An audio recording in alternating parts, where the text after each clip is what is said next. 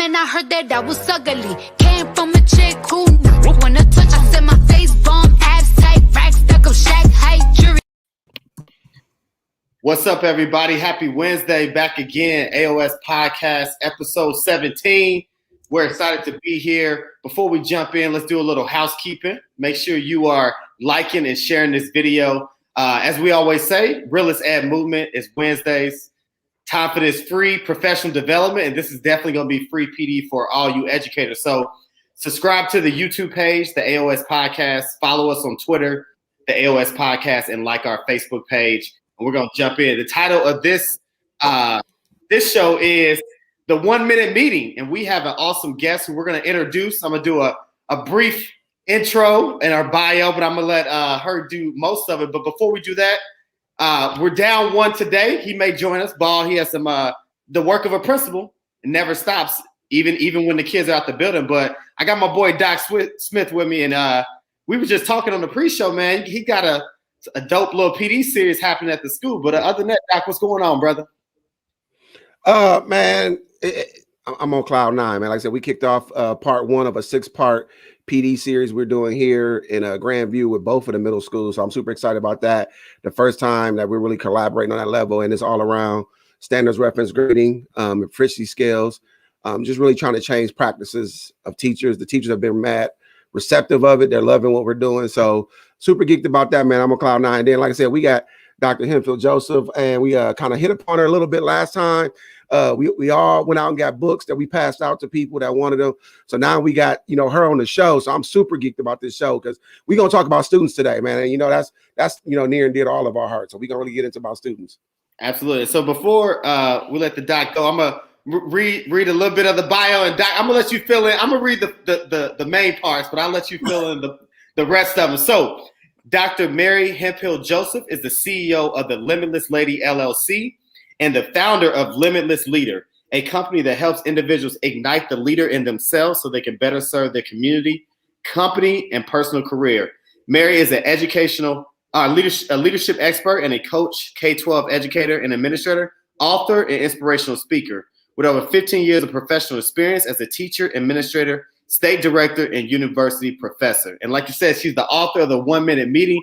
Shout out to Dr. Beasley last week, who just sprinkled the nugget on us real quick, right? And then we just jumped out, went and bought the books, and gave them out. And so we're honored to have you here. So without further ado, AOS family, let's give a welcome to Dr. Mary Hemphill Joseph to the AOS Podcast. Thank you so much for having me. I am so excited about this conversation. Again, yes, we want to give a shout out to Dr. Beasley. She is amazing. So happy to have her as a part of my tribe and so happy to connect with each of you and to get into this conversation today. Absolutely. So Doctor, I'm gonna call you said call you Mary. Okay, Mary. What we're gonna do is, and we do this thing, we're gonna put you on the solo screen because tell the folks the story behind the 1 Minute Meeting. Like, what was the evolution? So tell us about it. Okay, absolutely. So a couple of months right before I got named principal, I started to see that we were having some conversations with school transformation and really saying, how can we be innovative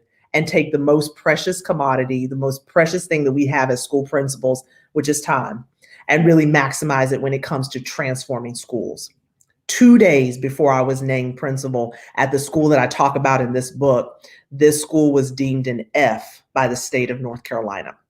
So our state comes and they give every school a report card letter based on their performance, not only with proficiency, but also with grading and testing. And this was the first F in the county. So we were grappling with that as a community. We were trying to figure out with our students, with our teachers, with our stakeholders, how are we going to pull the school out of the doldrums of understanding that you have just slapped an F on the foreheads of our students. You have just told our teachers that they are failing our children when it comes to teaching and learning.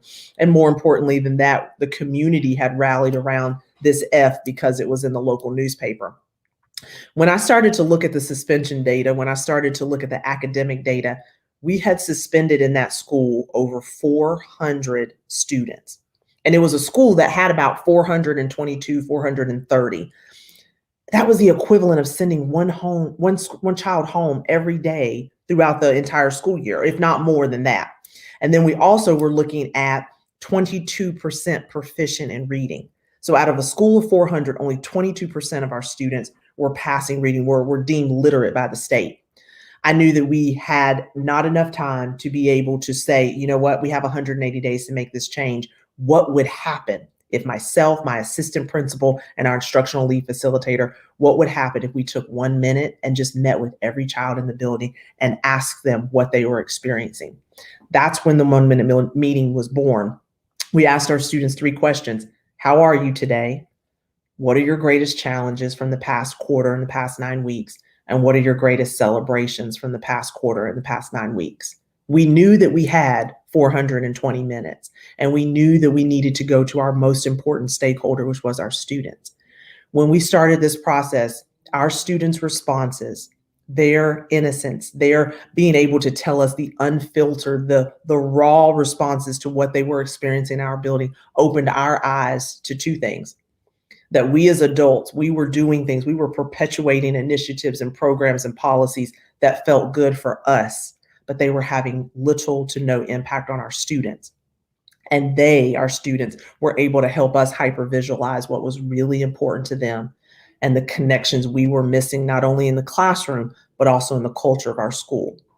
The 1 minute meeting became a cornerstone within every quarter of that year. We did it 4 times, once in the first, second, third quarter, and then right before EOGs. We utilized our students' responses to build our school improvement goals. We utilized their responses to advocate for changes in the building and funding. And we were able to take their voices and put feet to them when it came to how we changed our pedagogy and turned it around.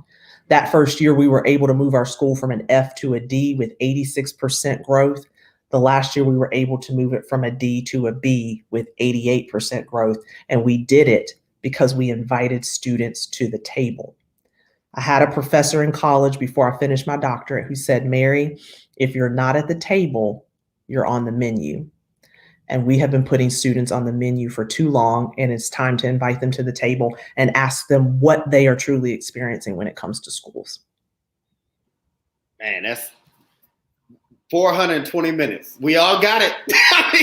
We all have it. That is that simple. So run me the stats again. You said you start off as an F, and then after the first year, it grew to what? To a D. A D, and then after that? To a B. Man, listen.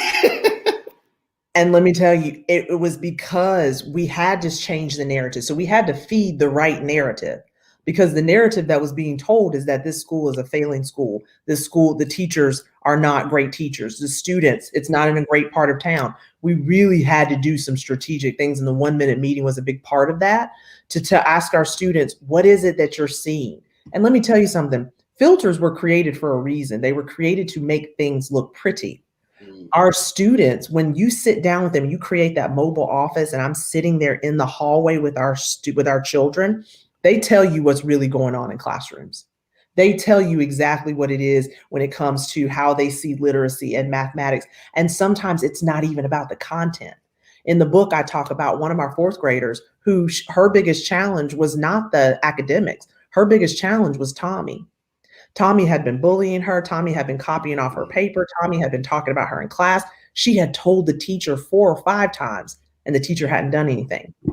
We were able to take that initiative. We were able to put Tommy in some opportunities to have some conversations to grow, make some changes just in his physical location in the classroom. That child's scores went from a 56 to an 86 that semester because we listened. These small changes take such a small investment in time and reap such big dividends down the road.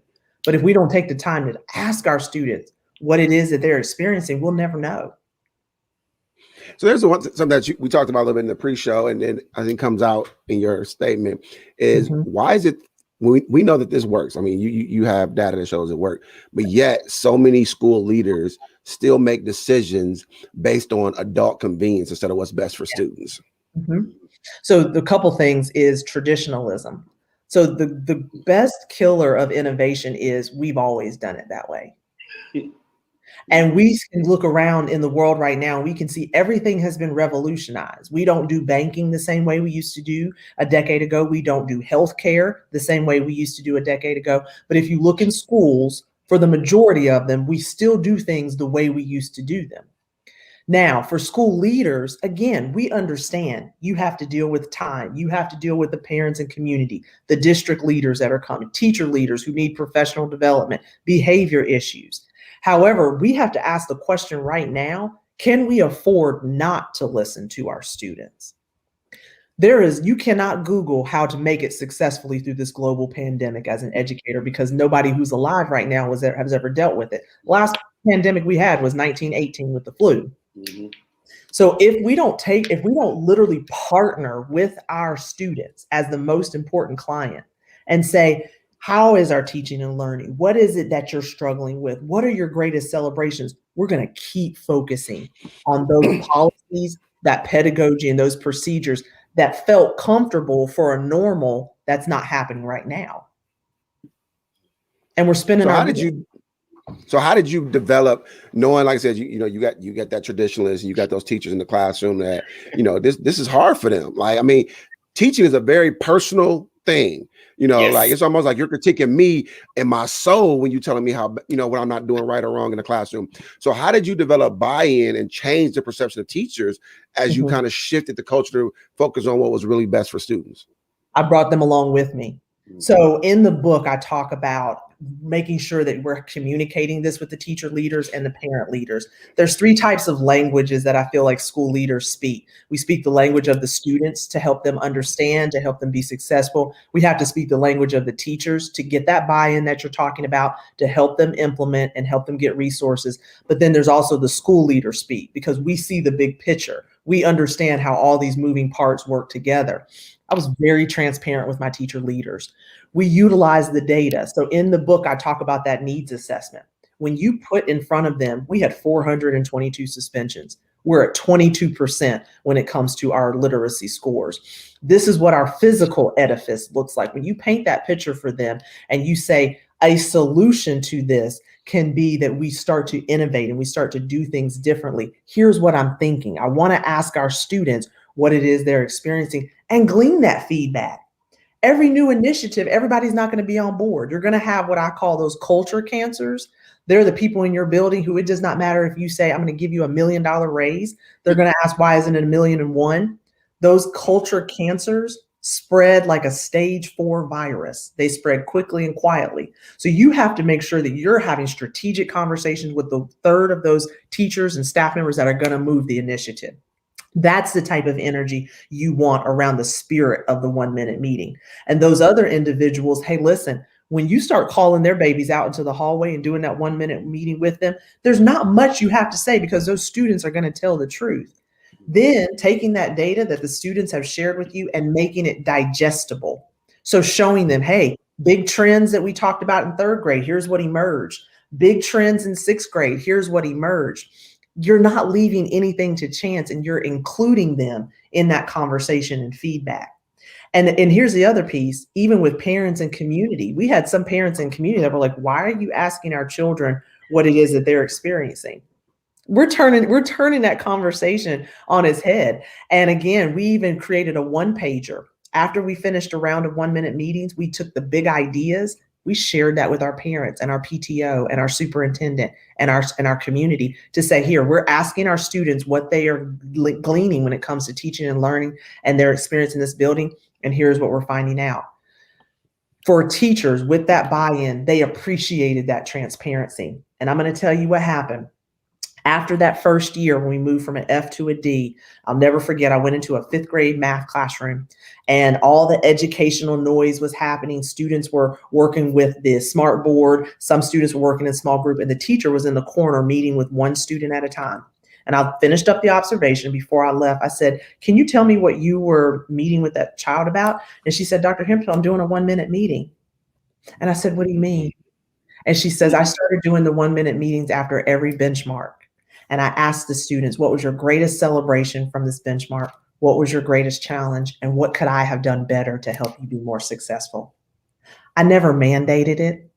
I never even asked teachers to be able to do it.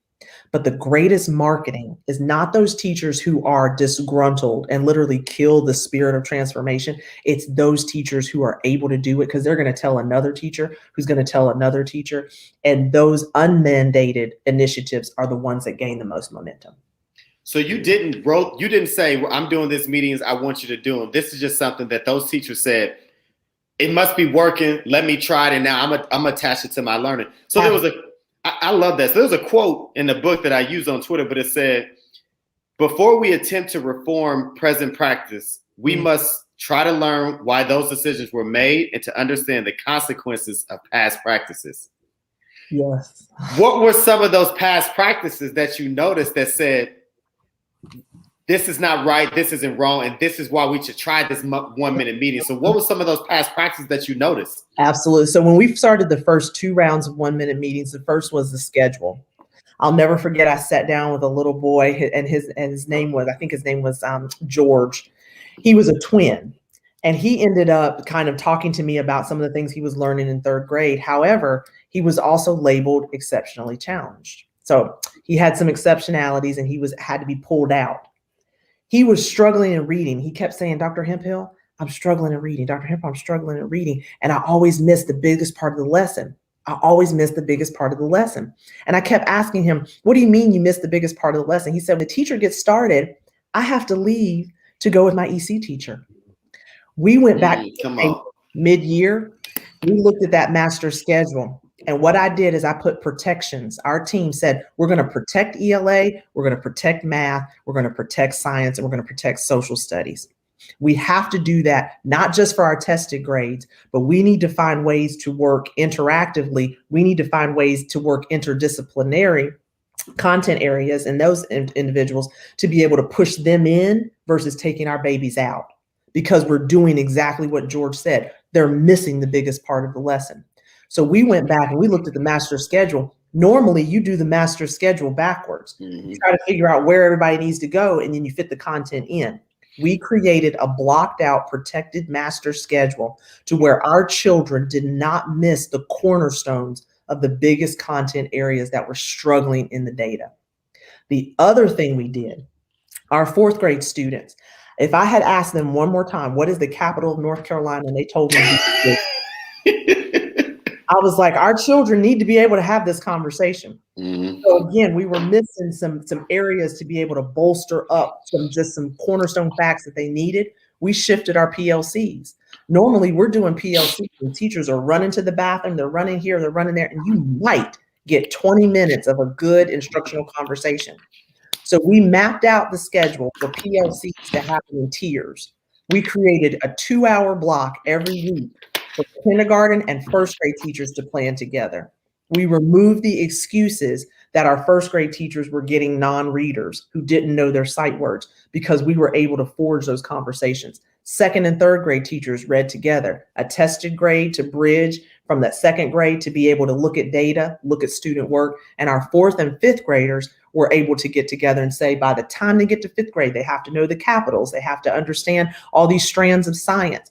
Those 2 hours were also protected. No parent meetings. We told our data manager and our front office, hold the calls, and we were able to look at what our students were telling us and go back to traditional practices and turn them on its head. So I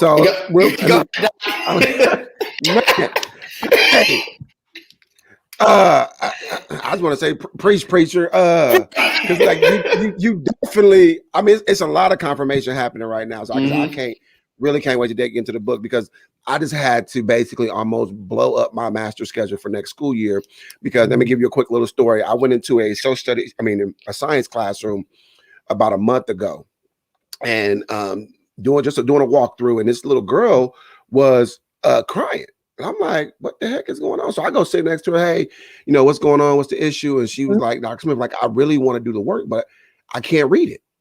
I mean, she's a 6th grader sitting here in a 6th science class with 12 other kids. And she's like, and I'm like, we got to do something different. Like, I got kids sitting in class who wants to do the work, who can't. And so, I started talking to people in this is my second year as principal of this building.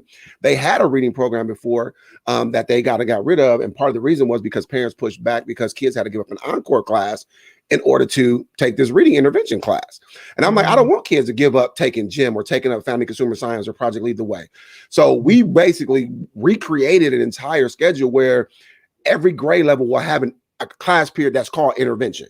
So I can have time for my kids who need reading intervention to get their reading intervention, but also my kids who are on grade level so we can build extension activities, so we can do project-based learning, so we can do other things in that process. So really, like I said, once again, doing what's best for students and not what's convenient for adults was something that really, resonated with me. So that master schedule piece, like, it just tells me like, I'm right on track. Because it's a lot of teachers that were just like, they haven't seen the full blown schedule of it, but like, where are we going with this? Why is, some shifts happening? But once again, like, how do we do this to make sure kids get what they need at the end of the day? So it's awesome to hear you say how that, changed the culture in your building by protecting that time. And in the PLC work, that's something that we've been trying to really do. This is year 2. Like I said, we just started a whole new PD series around proficiency scales and things like that. And that aligns with our PD work that we're doing. Our PLC work that we're doing, which is protected time. So teachers know your first plan period every Monday and an hour and a half on Wednesday, which is our PD day, you're going to be working in content PLCs, looking at data. Looking at data, talking about best practices, really looking at criteria for success. How are you assessing kids? What are you doing when they don't know it? And how are you building in mini lessons? And a lot of it today in the PD session, once again, it's good when you hear teachers say, a teacher stood up and said, this is the first year where the PLC process made sense to me. And she's been teaching for 20 something years. But it's when you get, like you said, when you tell them this is why we're doing this and you show them the correct way to do it, instead of just saying it's the thing we're going to check on the box.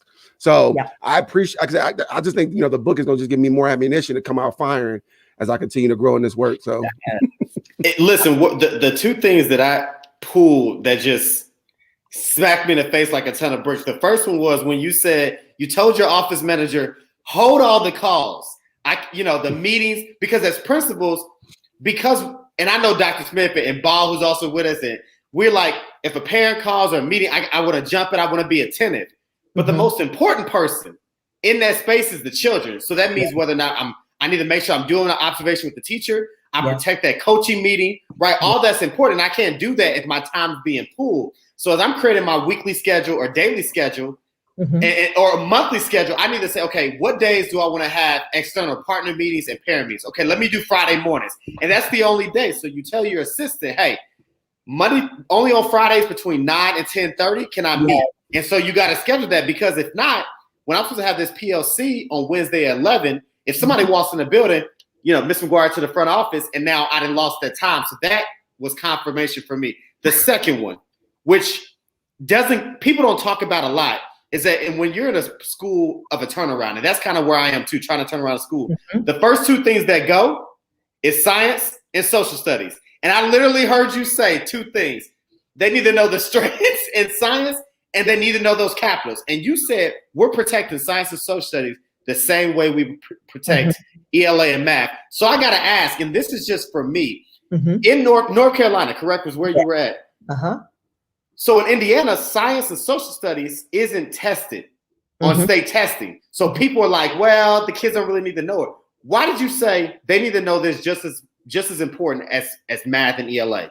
There's 2 reasons. One, when you are in school and turnaround and you're dealing with students who not only are historically marginalized, but also have come in from a lower socioeconomic or demographic, the research says that our children, particularly our Black and brown babies, start out at a deficit of 30,000 words in kindergarten.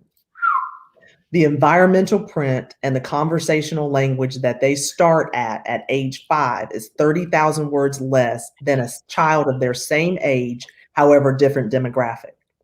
So social studies and science are rich with vocabulary. When we talk about the strands in science, when we talk about environmental print, when we talk about naming those things in the facts of World War II or the Chutneyan War, or understanding your capitals, or just branding in historical context of a state, if our students don't have those foundational skills, we are literally setting them up to fail in middle school that builds on those conversations In high school, where we're asking them to pick a career pathway that could potentially impact those areas, and post-secondary, they're going to start out even further behind the gap when it comes to their counterparts who had the beauty of being exposed to those different types of things. The second thing is, tested or not, we want to make sure that we're putting into our toolboxes opportunities to tap into areas that could lead to breaking generational curses. What do I mean? STEM activities, science, technology, engineering, or STEAM, arts and math, are historically shown to not be cultivated in schools for school turnaround. However, when you look at the proclivities of our Black and brown students, historically marginalized populations in rural communities, our students have STEM affinities that we never give them a chance to cultivate. Also, those STEM careers are six-figure earning careers. If you want to break generational curses, it's not because you're going to be an English teacher. It's because you're going to be a coder, a cybersecurity architect, an IT analyst. You're going to be those types of things. And you're going to go back into your communities with a skill that is recession-proof and pandemic-proof. If we ignore science and social studies and continue to do that, we're going to set our country up to fail. Damn. I mean, I don't. The 30,000 word piece as an elementary school principal pushed me back, because one of the things we've been talking about a lot is the importance of academic vocabulary. Yes. How much of a gap that kids have with academic vocabulary. Mm-hmm. The reason why they can't access content level grade work is they can't even access content level vocabulary. Right. Specifically for us, and Dr. Smith knows as a math teacher, right, that's the killer in math. You want to know why the student can't do that? They can't even define the word equation. So I'm asking the DOK4 question, mm-hmm. but I got to go back to DOK1 and say, define for me an equation, right? Tell me what the one's place value is, right? It's that is where it starts. And as you said, Doc, they're already starting at a deficit, because when we're in turnaround, mm-hmm. you know what? Listen, I was an English teacher. The ELA block, we need 30 more minutes, so let's cut it from science. So no more science. Let's move science to only Fridays. Well, and then on Fridays, what happens? Well, they didn't finish their test, so now we got to make up their tests. Mm-hmm. But you said we're going to protect those blocks in this master schedule, make it fail proof. I just think that's powerful. But also, I think I love that, because I feel like what I'm trying to get my teachers to understand is, like, we have to move away from teaching things in isolation. Like, like, I don't want you shouldn't be just talking about science just in science class. You shouldn't be just talking about world geography just in 7th grade social studies class. Like, so when I took over, here last year, that was the one thing that I know one of my ELA standards is students need to be able to cite textual evidence and informational text. Right. Well, science and social studies informational text. So why not you pull that standard into your classroom? So when I told them this is going to be one of the slows that you work on the year, they were like, we ain't never had to do that. Right. But you're reading informational text. So then, or when I go to my ELA teachers and say, what is the reading strategy that you're using this month? And how do we take that and show it to the social studies and science teachers? So they're using that exact same strategy. So kids are getting it in literary text in your English class, but they're also getting it in informational text in the social studies and science class. That vocabulary development, that's one of the issues that's continually killing us on state assessments, because we talk about reading comprehension, but I can't read and comprehend if I don't understand how to decode the vocabulary that I'm reading. So once again, move away from teaching things in isolation and really doing some cross-curricular planning. One of the activities we did yesterday in our principals meeting was like, what's something that we see changing in the next 5 years in education? And one of the things for me is project-based learning needs to be, normal practice. Like it should be just general practice that everybody's doing, where we're doing cross-cutting curricular activities and not just doing things in isolation. And I think they do that well, or they have, in elementary, and somehow in middle school we lose it. Absolutely. And to your point, we also have to find ways to buy back the time. So what I mean by that is, if you look at that master schedule and you think about this idea of vocabulary and just adding to their arsenal, Then you start totaling up the minutes it takes to go to the restroom, the minute it takes to transition to the cafeteria. Now we're on Zoom, the minutes that it takes to have them go to lunch and come back. How can you buy back the time? One of the things that we did in our school is we created sight word banners for every grade level. So it was the highest level content vocabulary that was going to show up and be prevalent across all 4 content areas. If they were going to see it more than 5 times in a book, in a text, on a test, whatever, we put it on this banner. We hung those banners by the restroom. Then during a faculty meeting, we took 15 to 20 minutes and we practiced with our teachers. As those babies are going in and out and rotating through the restroom, you're going over sight words. Boom, algorithm, equation, formula, denominator, numerator, boom, boom, boom. Kids learn not only by repetition, but that was kinesthetic learning. We changed the backdrop of the learning because it wasn't just in their classroom. We changed out those banners 4 times throughout the year. We saw that shift in reading. We literally went from 22% proficient to 52 the first year, 67% the second year. But we were intentional to buy back our time. Buy back time. Hey, Doc, put 2 stars next to that. Hey, Doc, we about to have banners outside the restroom at Tinley Summit come Monday. I wrote down sight word bathroom breaks. Listen, I wrote academic vocabulary banners by restroom. That's what we're about to do. All right, listen. So listen, real quick. So if you just tuned in, we have Dr. Hemphill Joseph. We're talking about the 1-minute meeting, creating student stakeholders in the schools. She's giving us free PD on how we can help transform our schools. And so make sure you like and share this video. All right, so Doc number 2, not Doc Smith. Mary, so you talked about you transformed your school. Yes. I know that transformation. So with that transformation, you had to get kids proficient on standardized tests, right? They had to do what. So we're not. I want everybody to understand that. Yes, Mary talked about all the great things her scholars and students did, but they had to sit in front of a test and perform well because I'm sure that's one of the largest indicators to show that you had achievement. So our producer Ray posted a video, I think it was 2 days ago. Okay. And he kind of just dropped it on Twitter and it blew up. I think it's like 17,000 views or whatever. All right. But he's gonna cue it up for us. We're gonna watch it. All right, so there are a ton of folks that are against standardized testing. And so the first thing you got to ask yourself is why?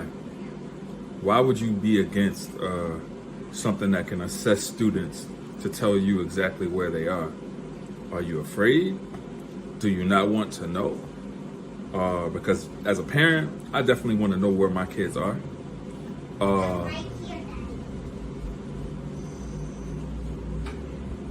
Come say hi. Hello. Hi. All right. So, like I was saying, my daughter goes to my school. Why would I not want to know where she is in terms of her academic levels? There are many ways to get there, but one of the main ways in order to hold the system accountable is through standardized testing. Anyone that tells you that it's not is an enemy of the state. I'm right here, Daddy. I love that. That's probably one of my favorite parts. and the pause. Okay, so Barry, so you heard it. First, let me hear your thoughts on the video and standardized testing, and then I want to hear, how you've seen in this space how much teachers or other people have railed against state testing. So, what are your thoughts on standardized testing? So when it comes to standardized testing, I think that there's a societal and historical narrative behind standardized testing that we sort of perpetuated when it comes to what we talked about earlier, tradition. Standardized testing and the information that we get from it is one piece of one day of a child's life in terms of how they are responding to that content, what it is that they're gleaning, what it is that they're understanding. The mistake we make is not giving the standardized test. It is what we do after in terms of feedback and in terms of understanding a child's mindset and a parent's mindset when it comes to interpreting that information. That standardized test, we utilize it to sort of chart the trajectory to their future when we are literally just testing them on one day. And we know as humans that we could test me on Monday and I get a result, and you could test me on Friday and get a different result. So I think it's not necessarily the standardized testing that we don't like. It is what we do before and after that we need to start to change the narrative around when it comes to helping parents understand how to prepare, helping parents interpret, and then also our children. The anxiety that we have seen when it comes to testing as a whole for children as young as 7 has been abysmal. So how can we start to break some of those conversations and set our children up for success when it comes to thinking about coming to that test to do the best that they can, but then also utilizing feedback procedures to be able to help them do better? I think you hit it, like that's the part that I get. I mean, when it comes to standardized testing or any test, I tell my teachers this from day one. When by the time a kid takes a formative or summative test, you should already know how they're going to perform. If you are surprised when they take that test, then you didn't do your job. Because you should have known how they were going to perform prior to you even giving that assessment or whatever. And then I think the part that you hit that was really key was that how do we educate our parents on how to interpret what they're getting? You know, and then also how do we then give them resources and support to help their kids reach the level that they want their kids to be at, instead of just continuing, oh, well, like I told some teachers today, like we can't just keep saying go to summer school. We can't just keep saying go to intervention unless you have a spelled out plan on what's going to happen at summer school and what's going to happen in intervention. There's no point in just spending time sitting in the classroom over the summer when that kid could be out swimming, playing games. Absolutely. So let me tell you too, and this was I love the video, and I love that Ray wanted the information, right? There's nothing wrong with wanting information when it comes to digestible data points. One of the things we did at the school that I talked about, we had 22% of children passing. So obviously we were missing the mark, and there was a huge gap in what those babies were doing when they sat down with that test. So we did 2 key initiatives. The first is we created a parent and community boot camp around the standardized test. 2 months before the test, we brought in from the high school, we brought in the local high school seniors who needed those hours of babysitting while we're in that pre-K class to become teachers. We brought in a whole team of them. So we had about 16 high school teachers, and we had our teachers' assistants, we had all of them. And we asked our parents and community, bring your children for a night of parent boot camp to get prepared. We made sure that they were CPR certified and your babies are taken care of. Then we took the adults. We created an entire boot camp rotation. And this is what we did. They went into the school nurse's office, and the school nurse talked to them about what a healthy meal looked like. They literally created a plate with all of the colors, the fruits, the vegetables, the meats. And we said, these are the type of meals that you want to be making for your children the night before the test. Don't take your babies to McDonald's. Don't get them a McGriddle the day before the test. They're going to be bogged down with saturated fats, and they're not going to be able to focus. Give them a good, healthy meal. After they left the nurse's office, we took them to the gym. We gave them opportunities for games that you can play as a family that were free, utilizing things that you find in the home. And we said, please do not let Michael sit and play Minecraft for 16 hours the night before the test. Here are some games that'll mentally stimulate him, physically help him get that energy out, and you can support him as a family. Here are some games you can play. Then they came to myself and the assistant principal, and we talked to them about do's and don'ts. Make sure that they have a good night's sleep. Make sure that you're not talking about the test as if the world is going to end if they do not pass. These are things you can do to increase their mental efficacy. Then after they went to the nurse's office, they went to the gym, they came to myself. We took them into the cafeteria. They were able to reunite with their children. And guess what we did? We gave them released items from the test, and we had the children teach them the process for elimination. We had parents saying, I did not know that this was the type of questioning that our children have. And of course, we had a raffle, but we took our parents through what it was like to take that test. We let our children lead that conversation. We changed the narrative for what parents left that boot camp with, armed to be able to help them support them. The next thing we did that month before the test, instead of doing days where we had, okay, let's do a mock EOG. Yeah, we did the mock EOG, but before that, we did an instructional field day. We took the highest content areas and standards that our children historically had missed, and we created activities and games where kinesthetically our children could compete in ELA, math, science, and social studies. So what does that look like? We took nursery rhymes and we said, we want you to figure out the theme of Three Billy Goats Gruff, and the theme of The Ugly Duckling, and the theme of Cinderella. And then we did relays where you had to pretend as if you were a goat, going all the way down and coming back, telling the theme, and then you switch. And then if you were Rapunzel, you had to do the hair flip in a relay and see who could make it down and come back before. We literally took ELA, math, science, and social studies. We created games around them that were competitive, but we were teaching them high-level standards that historically they had struggled on. When we made it competitive, kinesthetic, physical, and not just sitting there going A, B, C, D, A, B, C, D. We literally showed our parents and our teachers and our students a different way to prepare for the test. So between the parent boot camp and the instructional field day, that is how, when the day of the test arrived, parents were able to support. Children just thought it was another instructional day. They were able to do their best, and the anxiety was gone, because we didn't treat it as if the world was going to end if somebody didn't pass. I'm writing down my last. Hold on. So I'm telling people out there right now, ain't nobody giving you PD like the AOS podcast. I'm telling you, man. Because I mean, we done gave you how to revamp your master schedule today. We done talked about the 3 types of languages that you need to use, buy back your time, bathroom breaks with sight words, instructional boot camp, parent community, standardized tests. I mean, we just gave y'all so much. So please stop whatever you're doing right now. Make sure you share this video, put an actual note on it, something you took away from it, so that other people can see this. I mean, Dr. Hemphill is an amazing talent. I mean, just a little bit of time we got to spend with her, we could do this for hours. But my next thing for you, Dr. Hemphill, besides buying the book, that's step 1. I want people to go out there and buy the book. So step 2 would be if you, leaders out there listening right now. So step 1 is for them to go buy the book. We already know that. Go spend that money, get the book. Trust me, you won't be disappointed at all. But step 2, I want to start to shift my culture in my building. I want to start to implement this 1-minute meeting concept. What would be your advice to them? Like, what can they do tomorrow to start this process? Knowing it's not going to happen overnight, but to get them on the road to where they need to get to.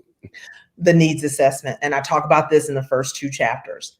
If you don't understand where you've been, then it's very hard to understand where you're going.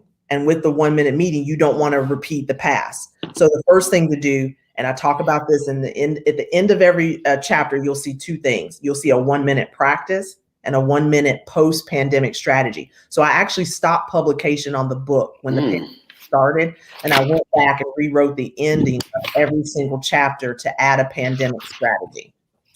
The first thing to do is to do your 1-minute walkthrough. What does that look like? You grab a teacher, you grab your VP. And if you want to talk about culture, just write down what you see. Go into a classroom for 1 minute. Go into the cafeteria for 1 minute. Log on to a Zoom session for a teacher in 1 minute. What do you see? Those words will give you what it is that your culture is giving the students.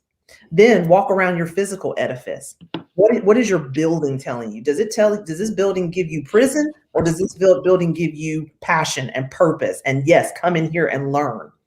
You're going to start to paint a picture for what the reality is for your learning environment.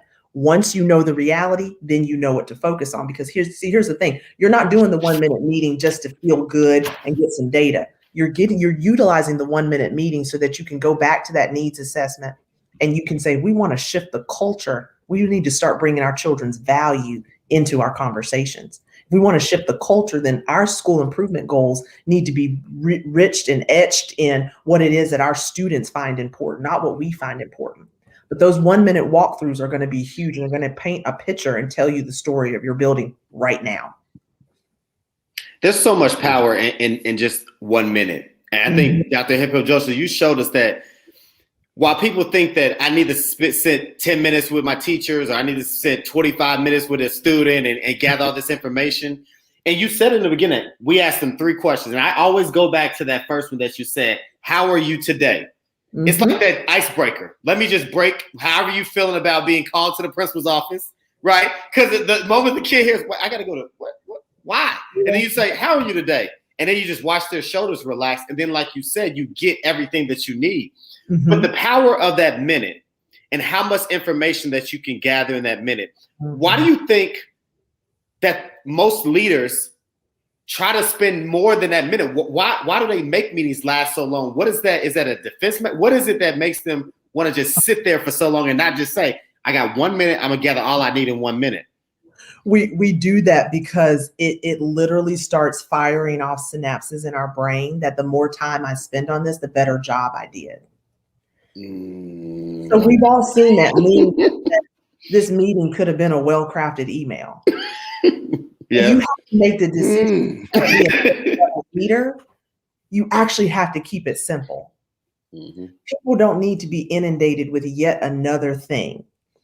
I would rather have 1 minute of power, purpose, and passion that ignites a child, inspires me to do better, and motivates a teacher to change than 10 minutes of emptiness just because I wanted to put that on my calendar. Come on. Come on. You say that one more time for the people. Yeah. Run that back one more time. Y'all stop whatever you're doing. If you're cooking chicken right now, I need you to stop and listen to what Dr. Hemphill is about to tell you what can happen in this 1 minute. Go ahead, Dr. Hemphill. One more time. I would rather have 1 minute of purpose and passion that inspires a child, inspires me to change, and motivates a teacher to make those necessary change than 9 minutes of just emptiness, 9 minutes of nothingness. That is what's going to move the spirit of a teacher. And that's what's going to change the life of a child, is when we decide actively as a profession to stop wasting time. Is that quote in the book? Right.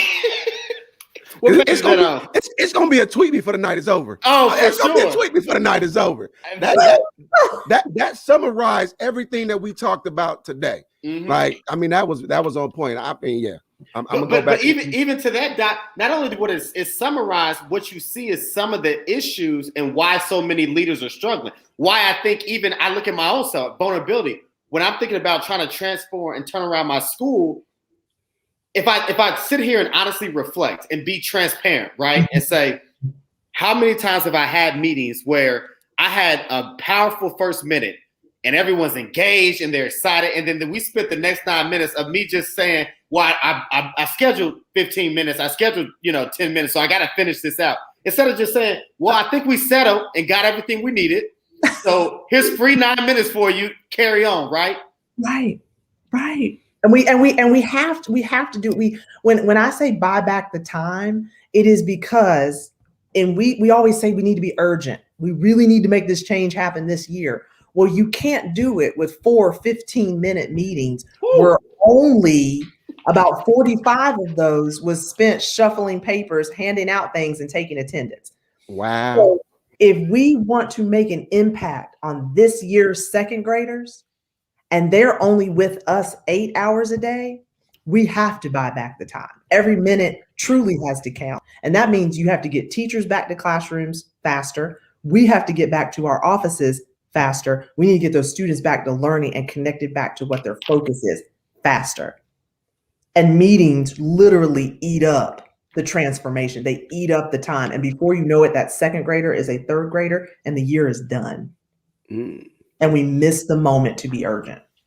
So I got to follow up to that. But first, before I get to my follow-up, I want to send a shout out to Ashley the Great, because she's been in the comments heavy tonight. So Ashley, you asked for us to drop the link in the book. I'm going to tell you this here. Ashley, hit me up on Twitter at Dr. V Smith, Dr. V Smith, and I'm going to send you a copy of the book. So hit me up. I'm going to take care of you, Ashley, because you've been in the comments real heavy tonight. So my question is this. I think that 9 minutes of nothingness, and maybe you can talk to this, is why is it that leaders think they always have to have the answer? Come on, Doc. Yeah. Here's the thing. There is power in the I don't know for somebody else to actually step up and lead. So there's a phrase that I use a lot, and I only answer to what it is that I'm called. So we made a decision as a team when I became a principal that every time we say student, the word leader will be behind it. That every time we say the word teacher, the word leader will be behind it. That every time we use the word parent, the word leader will be behind it. Because guess what? If I call you a leader long enough, you're going to start to ascribe to the expectations and characteristics of that. However, in the I don't know, there is a fear. There's a fear that I'm going to look stupid. There's a fear that you're going to stop believing in me. There's a fear that I'm going to let you down some way because you have this expectation that I'm actually supposed to know everything, that I'm a walking, talking human Google. And nobody is that. That fear is also, oh my gosh, what would happen if a teacher actually had an innovative, creative solution to this problem? Or heaven forbid, an 8-year-old or an 11-year-old or a 13-year-old was able to help us do it. Once we get rid of that fear, we're actually able to save time. We're actually able to be more creative because we didn't try to own everything. And we literally probably just preserved and saved our life because so many school leaders are leaving this earth too soon because of stress and because they're trying to do it all. There's literally no I in team. But if you really believe that, then you also believe that the people you surrounded yourself with and the people in your building are actually capable of doing more than what's in their job description. Mm. Can we talk about the power and the I don't know so someone else can step up and lead? And how that big, I mean, and I think the other part is I'm struggling with and trying to come to grips with. This is like bringing a lot of stuff full circles because all of us at some point was in the classroom. We was that teacher. Yep. We was that teacher with that administrator. Uh-huh. And once we got into this role, quickly how we forget that we was that teacher. Yes. And we, so like, I'm gonna be like this when I get so, and there's so many leaders that I think forget what that classroom experience was like. And to even go further than that, I think there's a lot of district leaders that forget what that building experience was like and become disconnected from that. So understanding that there's power in the people that you put in that building, especially you hired them. Right. Like now, some people you inherited, I get, you inherited some people. But the ones that you've hired, that you've invested in, like, when are you gonna give them a chance to show why you hired them? That part. And let me tell you something too, when it comes to time and that I don't know, we literally had to do professional development differently in the school that I talk about. We had so many teachers. We had actually one teacher who had been in the district 15 years and she had never been outside the district for professional development. Whew. We were literally perpetuating a local spirit of lack in our children because we weren't able to get her out of her sphere. But what we decided to do is if I went into a classroom and I 2 to 3 more times or more saw an amazing strategy, an amazing implementation, awesome classroom management, that teacher would earn a badge over their door. So we had teachers that would earn Google Suite badges, classroom management, math manipulatives, Kahoot badges. And then if I came into your classroom and you were struggling on that, I didn't pull you outside and reprimand you in front of your students audibly so everybody could hear you. I didn't write you up. I said, I'm going to cover your class for 20 minutes. I want you to go find somebody in this building who has a classroom management badge over their door, and I want you to observe them. And then when you come back, I want you to talk to me about what you saw. We removed the excuse that you had to have the answer. I removed the excuse that I had to have the answer, and I showed them somebody else in the building who was doing it well and doing it with our kids. Okay, so hashtag real-time feedback. I'm going to cover your class. We're not going to do this an hour later in the coaching meeting. We're going to stop at the point of error. I'm going to let you see an exemplar. We're going to come back and we're going to discuss it. Right now. Right now. Because when I leave, I need this to be better. Because what happens is, in the spirit, right, of giving feedback, what we don't realize is we sit our children in the wrong for so long.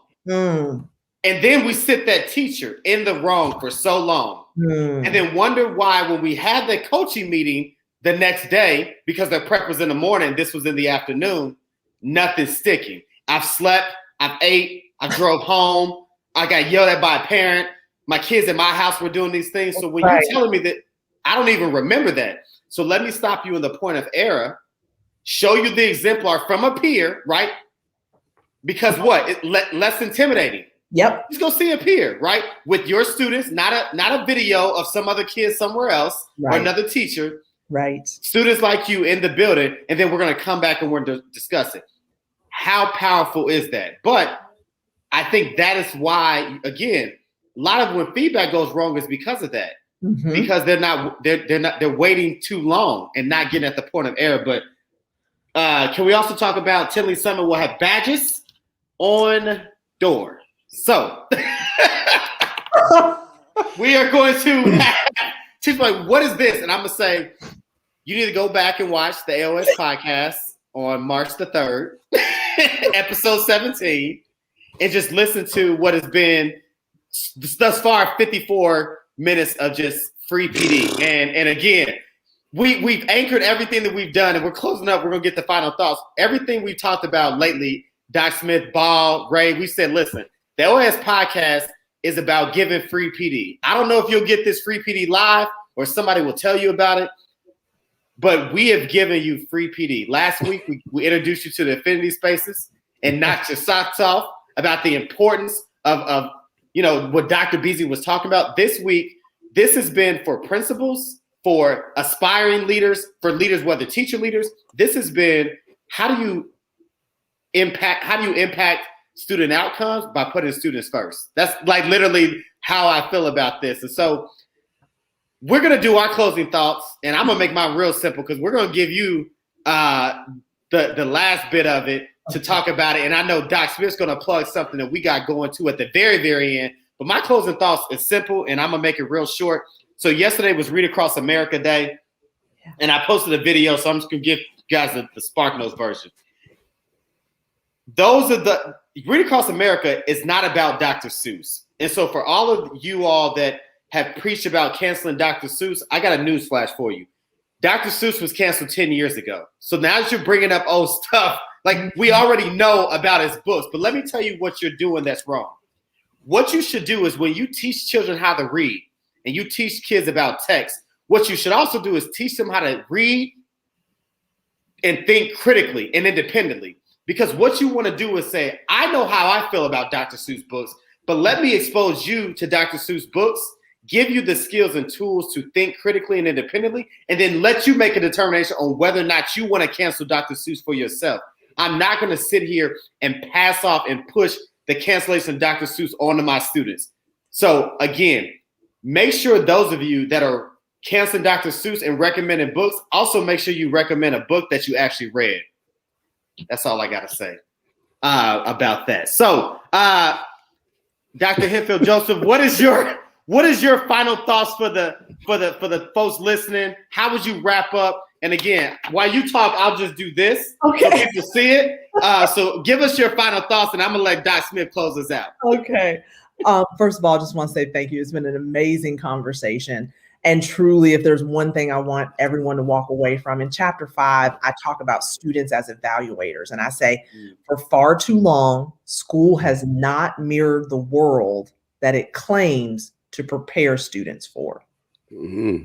If we do not bring the real conversations, the real resources, and the real challenges into our school buildings right now at age 5, all the way to graduating seniors, all the way to post-secondary, then we're setting our kids up to fail. What does that mean? That means we have to be courageous. That means we have to take a risk. That means we have to have the conversations to be able to think about how we can shatter tradition and shatter status quos to do school like we've never done it before. The worst thing that can happen is that we find an amazing way to reach more students and make a greater impact than we ever have before.